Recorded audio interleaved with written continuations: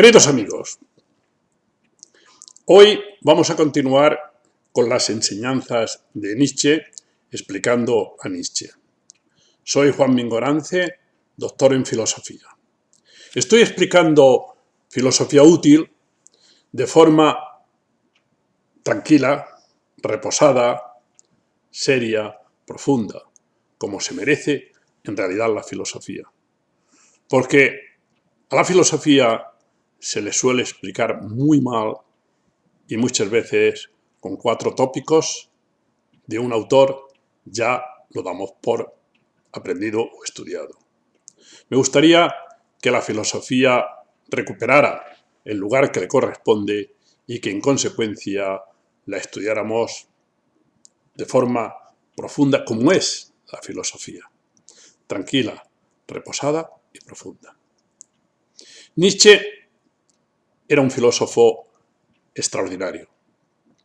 Nietzsche en realidad es un dios terrestre.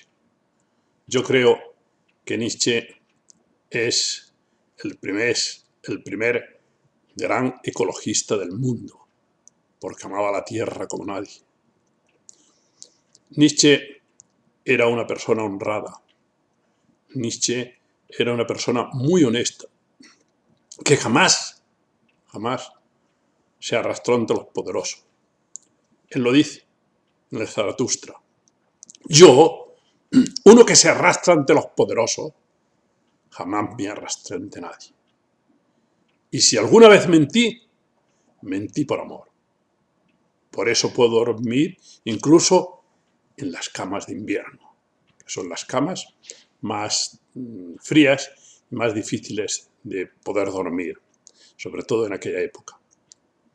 Nietzsche efectivamente no se arrastró ante los poderosos y siguió con esa especie de impulso que él sentía, con esa especie de impulso que él notaba por engrandecer la pasión por la configuración creativa de la vida. Nietzsche propuso a la humanidad una meta. Nietzsche propuso a la humanidad una forma distinta de vivir. Es increíble que estemos viviendo y que después de tantísimos avances, tantísima técnica como existe, que haya tantas y tantas personas que no pueden dormir porque sus preocupaciones, sus miedos, sus angustias, sus temores, los pensamientos que tienen dentro de sí no les dejan dormir. En realidad, Nietzsche propuso una nueva vida, propuso una nueva forma de ver las cosas. Pocos intelectuales podrían decir lo que decía él, y pocos profesores actualmente en las universidades podrán decir que gozan de la independencia de la que él gozaba.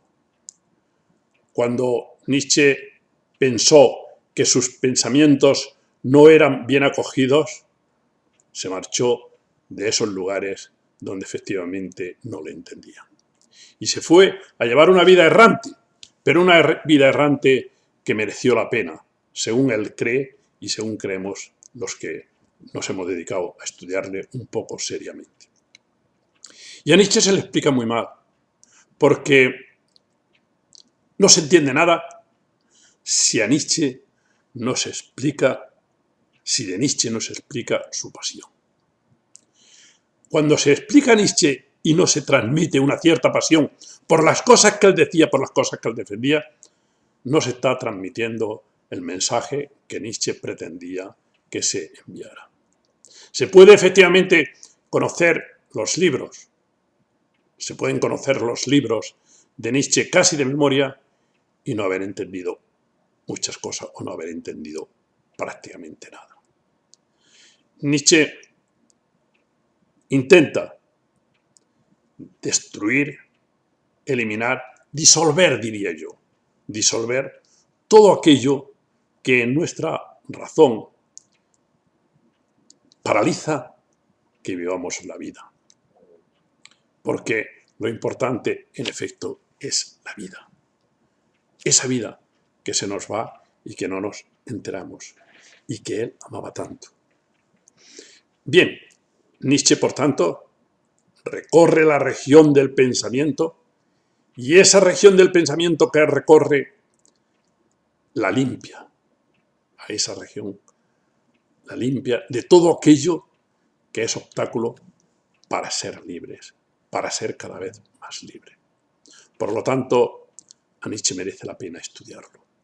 Merece la pena estudiarlo con profundidad, sin tópicos, y estudiando efectivamente el mensaje que él quería enviar.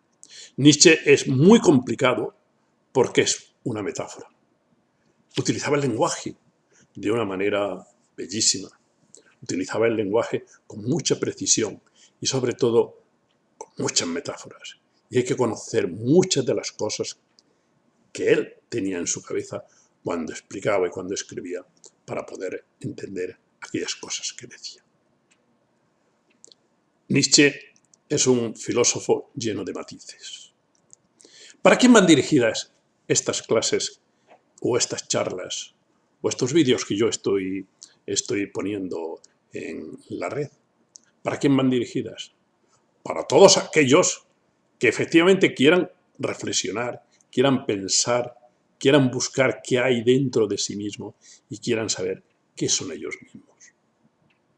¿Qué soy yo? ¿Cómo he llegado a ser lo que soy? ¿Cómo puedo conseguir mucha más libertad? Porque Nietzsche siempre hablaba de los hombres libres, aquellos que efectivamente se construyen a sí mismos y son capaces de vivir con la pasión por la configuración creativa de sí mismos y de la vida. Y así es como se ayuda a que la vida vaya adelante. Y es importante porque Nietzsche se refiere fundamentalmente a cada uno, no una especie de revolución universal, sino a cada uno. Bien, sigamos, por tanto, explicando a Nietzsche. Nietzsche se encuentra con aquella corriente que decía Dios ha muerto. Bien, estamos analizando qué valor puede tener esta afirmación y en qué consiste esta afirmación. Estamos intentando explicar cuáles son los fundamentos por los que se ha defendido que Dios existe. Y ha habido muchos intentos. Y hoy quisiera hablaros de una modificación o una versión de lo que se llamó el argumento ontológico de San Anselmo y que lo utiliza Descartes. Voy a explicar cómo lo utiliza Descartes, de qué manera lo utiliza Descartes y de qué manera nos lleva a unas situaciones bastante complejas, bastante complicadas. Descartes, que fue un impulsor del racionalismo, sino el creador más importante. Bueno, entonces, él cree que la razón, lo que tenemos en la razón, todos aquellos contenidos que tenemos en la razón, son de un valor absoluto. Y él piensa que todo aquello que nosotros tenemos en nuestra cabeza, tenemos en nuestra mente, y que aparece como muy claro y muy distinto, como muy evidente, tiene que ser verdadero. Es un error bastante grave, porque una cosa es la posición mental de certeza que yo tenga dentro de mí y otra cosa es la verdad.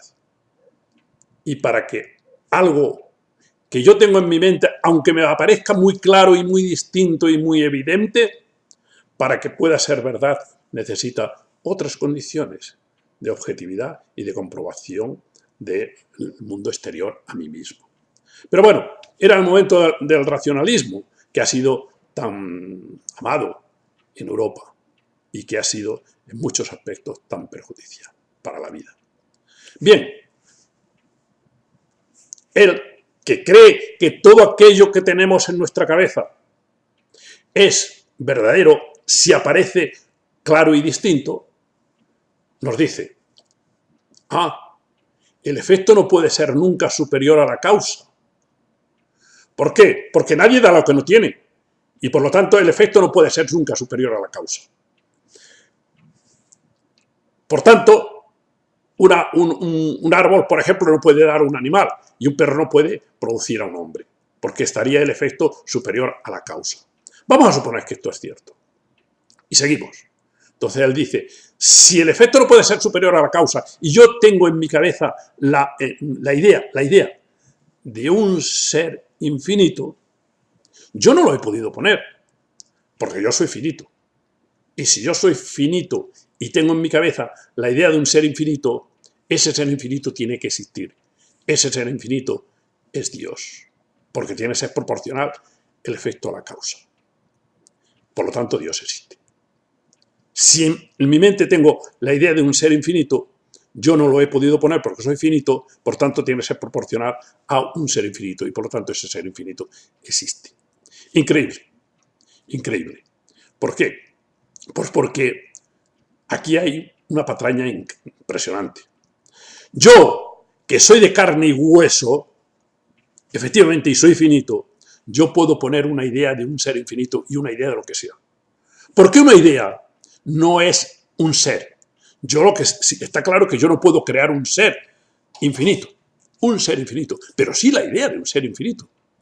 Porque la idea de un ser infinito es una imagen. La idea de un ser infinito, o la idea, cualquier idea, es una representación. Y es una representación de un objeto o de una creación mía. Es un dibujo. Es un dibujo. Y como es un dibujo, o es una especie de fotografía que está en mi mente, es una sombra. Y eso lo puede hacer un ser finito. Es decir, los seres humanos tenemos capacidad de crear ideas y de montar ideas. No tenemos capacidad de crear a un ser infinito. Entonces aquí hay una confusión muy grave entre lo que es la idea y lo que es la realidad. Pero esta confusión ha sido catastrófica para la humanidad. Y sobre todo para la humanidad en general. Sobre todo para Europa. Ha sido catastrófica. ¿Por qué? Porque ha habido mucha gente que ha visto en su cabeza ideas claras, que ha tenido en su cabeza ideas claras y las ha impuesto como verdaderas. Y esto es terrible. Porque, por ejemplo, la idea, por muy noble que aparezca, por muy atractiva que aparezca, nunca es superior a la vida de una persona. Y nunca puede morir una persona por una idea. Nunca se puede liquidar a un ser que es de carne y hueso, que es real, por una idea que aparece allá arriba. Cuidado, porque esto habrá gente que diga, hombre, es que si no el mundo no avanzaría. ¿Avanzar en qué sentido y para qué? En las ideas de qué. El mundo tiene que avanzar en solidaridad y en comprensión y sobre todo, tiene que avanzar en reflexión y autorreflexión. La cultura es compleja, la cultura es muy importante, pero la cultura tiene que tener siempre una cierta independencia. Desgraciada de la cultura que se pone en las patas de los caballos del poder. Nunca una cultura tiene que someterse a los poderosos. Y en este sentido ya os he dicho que Nietzsche era honesto, era honrado. Bien, lo dejamos para el próximo día y continuamos. Muchas gracias. Hasta luego.